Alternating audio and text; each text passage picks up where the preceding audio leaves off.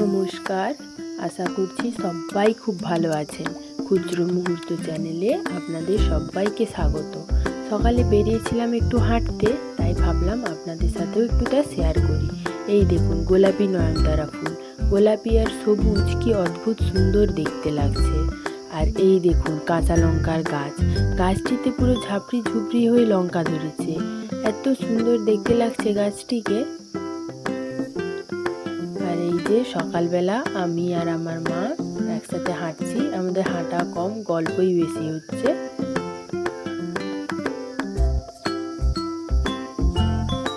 আর এই দেখুন সকালের পূব দিকের আকাশ, দেখে মনে হচ্ছে কেউ রাত্রিবেলা তার মনের মতো করে আকাশটিকে সাজিয়ে রেখে গেছে।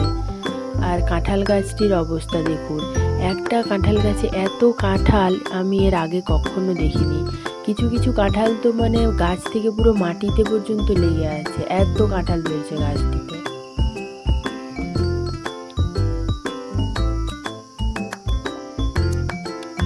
আর এই গাছটি হচ্ছে জামরুলের গাছ।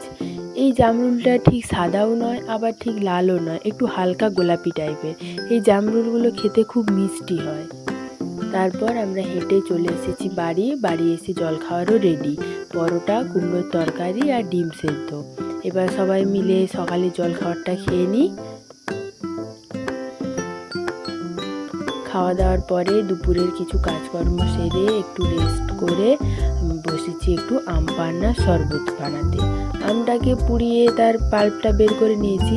এবার নিয়েছি গোটা জিরে, গোটা মৌরি আর শুকনো লঙ্কা। এই যে সব মশলাগুলোকে অল্প আঁচে আমি ভেজে নেব। তাতে কি হবে, ভাজা মশলার গন্ধটা শরবতটায় দিলে খুব সুন্দর লাগবে।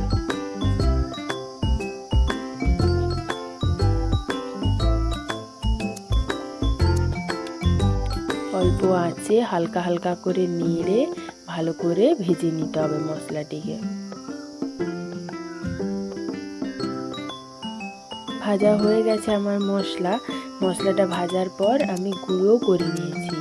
এইবার এই গুঁড়ো মশলাটিকে আমি আমের পাল্পটার সাথে ভালো করে মিশিয়ে নেব।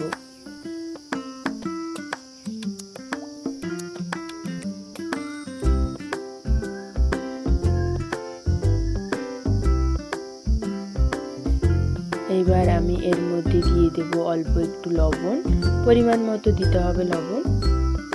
আর এই আমটা খুব টক, এতে লবণটা একটু বেশি পরিমাণেই লাগে।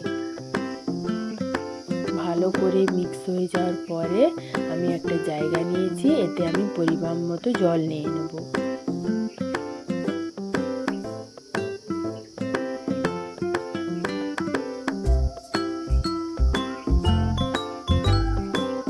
হয়ে গেছে আমার পরিমাণ মতো জল নেওয়া। এবার ওই আমের মিশ্রণটা আমি জলের মধ্যে দিয়ে ভালো করে তা গুলিয়ে নেব।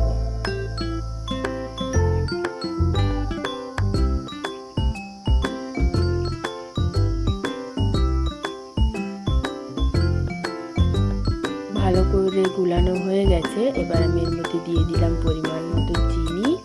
আর আমার মনে হচ্ছে যে আর একটু ভাজা মশলা দিলে এতে ভালো হবে, তাই আমি একটু ভাজা মশলাও এতে মিশিয়ে নিলাম।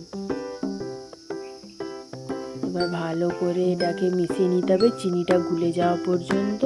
তারপর এই যে আমি নিয়ে নিয়েছি দুটো গ্লাস, এই গ্লাসে করে এবার আমি শরবতটা বাড়ির সবাইকে দিয়ে দেব।